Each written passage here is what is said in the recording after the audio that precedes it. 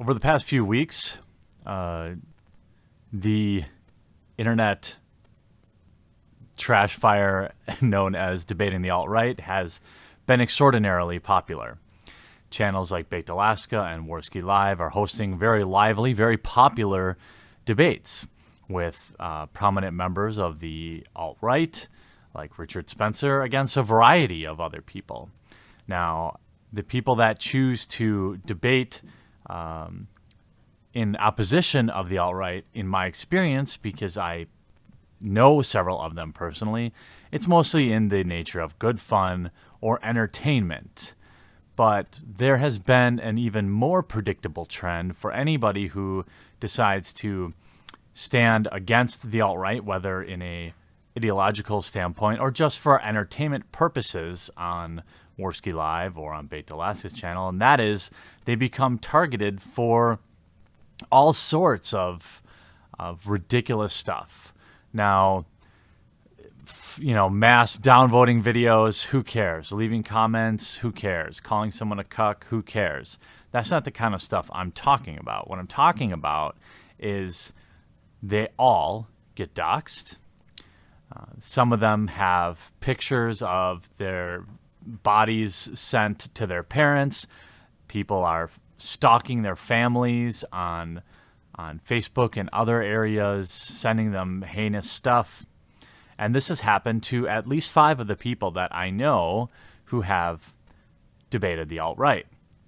And to be honest, for a movement that has a 500-year plan, that step one relies on the complete collapse of Western society or the United States in general, it just appears to me that the candle isn't worth the game. The entertainment for those who choose to stand against the alt-right on these debates is far outweighed by the fact that they get their employment doxxed, their families harassed, and things like this. And this is not something I'm making up. There's been a few people who've spoken out against it, and a few others who I think probably also did what they thought was right by not saying anything out loud. But these people are friends of mine, and I want to go over a little bit about why this cost is just not worth it. It's not worth debating terrible ideas if the cost extends beyond the debate and that entertainment. And I should say the obligatory hashtag not all, obligatory, I don't think Baked Alaska or Andy are in any way responsible for this sort of thing. It's a small percentage of their audience, but they're causing a large annoyance, and it's simply not worth it, I think. I don't see any reason to debate people with these beliefs. And I don't believe guys like Richard Spencer, Andrew Anglin, or whatever are telling anyone to do this. I don't think they're participating in it. It's just a small section of their fan base that's extraordinarily effective at making people's lives uncomfortable. Nothing. Well, apparently the reason I'm being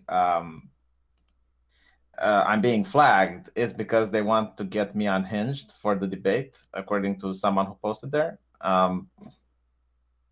But honestly, everyone who went against the alt-right on the Worski channel was targeted, and these are the audience of the people who are watching it. So it's not Andy's fault, it's not JF's fault, but everyone who goes and talks against anyone of the alt-right, they will get their family members' pictures revealed, their mothers contacted and shit like that. That's a thing that happens. And just to clarify, I don't think the board is the alt-right. I changed my mind, but they are the audience of the blood sports, not your channel necessarily, but they do link constantly Worski's channel, so they are his audience. He's not responsible for his audience, of course. But I think people should know that if they go on his channel, they will be targeted. I think that's fair. And it's a difference between getting trolled. It's like, yeah, what happens on the internet stays on the internet. That's fine. Like pictures of my family and my mother. That's okay because it's on the internet. It doesn't affect me. It's public info. But I think, like, for instance, sending a picture of my mom that's Photoshopped with me shot in the head, when my mom doesn't really understand computers that much and she calls you with a shaken voice. I think that goes a little bit beyond trolling when it starts seeping into reality. And, trying to get someone's videos taken down, that's like trying to fire someone. Yeah, I told Andy I'm not going to show anymore. So, like, this is the last one that I do with Spencer. After that, I'm not going to show. I mean, it's not worth it. In my opinion, like the problem that I have is that now I have to bother Trusted Flagger in order to get my videos taken out. And it's like, okay, but there might be other people who want to do it.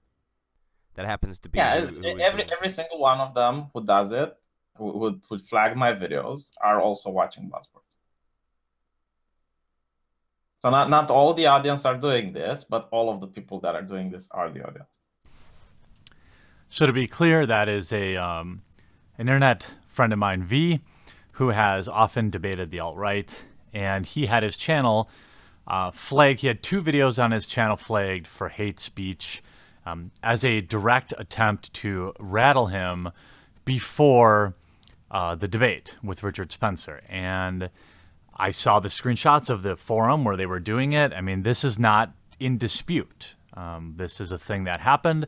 And while he was able to get those strikes removed, that's no guarantee. It's not like Trusted Flagger is going to be able to help everyone all the time. Look what's happening to Suit Yourself channel. He still hasn't been restored.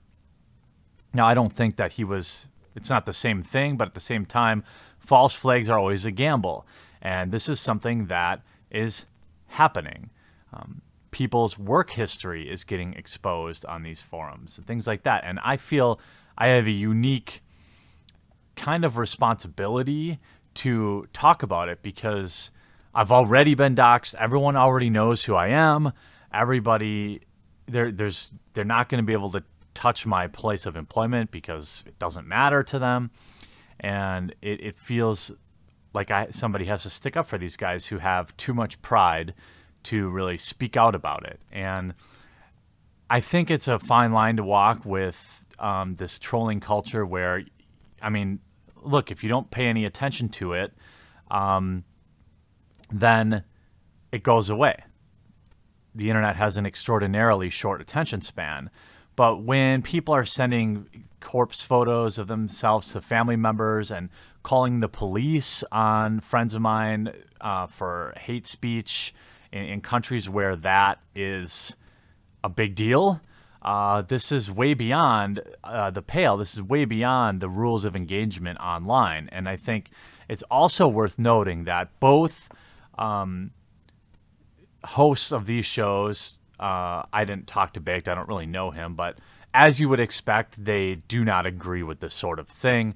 And again, I will say it's not their fault, but they're uniquely in a position where it's not their fault, but if they speak out against it, a large portion of, or a portion of their audiences are these people, they may be targeted. And when your business is live streaming, even one strike takes the ability away to live stream. And that's what happened to V. V makes his living with his videos and live streaming. And if you lose the ability to live stream, you lose the ability to pay your bills. And in full disclosure, of course, both Tonka and Andy spoke out harshly or strongly against this type of behavior. Stop this pussy shit. Every fucking body, stop being a pussy. The people are too fucking pussy to defend their position. Stop it. The people are such a fucking pussy, they don't want anybody to fucking go on and fucking rebut their positions. Stop it. Stop being pussies. If you can't fucking handle it, stop fucking watching it. Avert your sensitive fucking eyes. And this is my thing too. What my show is about, what it's always about is, you know, the blood sports. It's debates between people who have opposing ideas. And if you're going to shut down the people who have an opposing idea, then the ideas will not be talked about. I'm not going to have only alt-right people on my show talking about their ideas without anyone challenging them. And if someone challenges them and doesn't want to come on because they're afraid they'll get flagged, then we're not going to be talking about that topic on that day.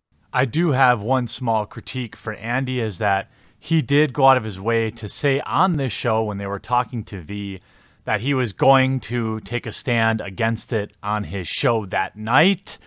As far as I could tell, he did not do that. He did not tweet about it. He did not upload a secondary video about it. And that was his opportunity to take a stand. Stop pulling that shit. Stop pulling that shit.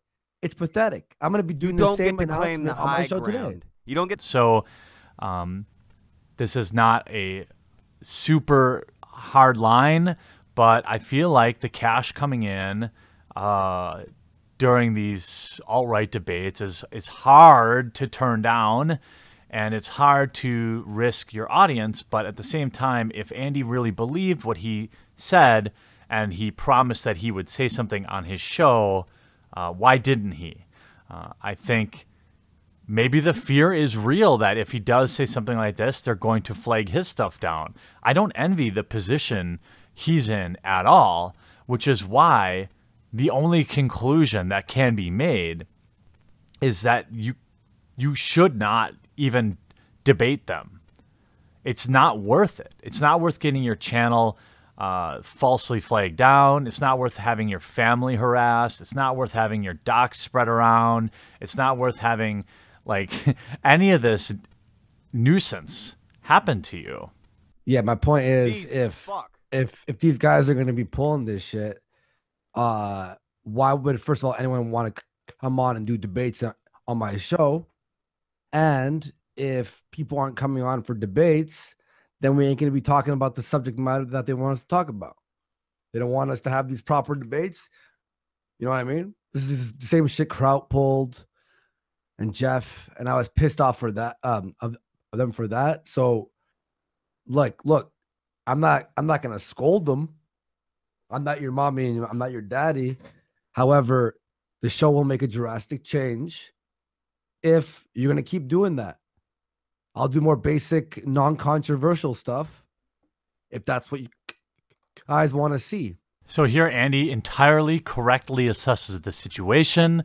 And the reason that I had felt compelled to make this video, how can you expect people to want to come on if this is what is going to happen to them? Now, I don't know the solution here. People have the right to be entertained. I feel like they should be entertained.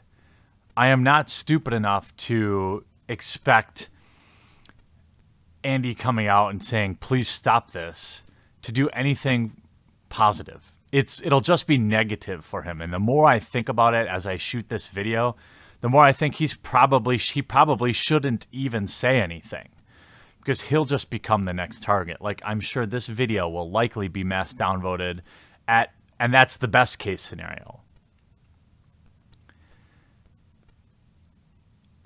I like to watch these debates.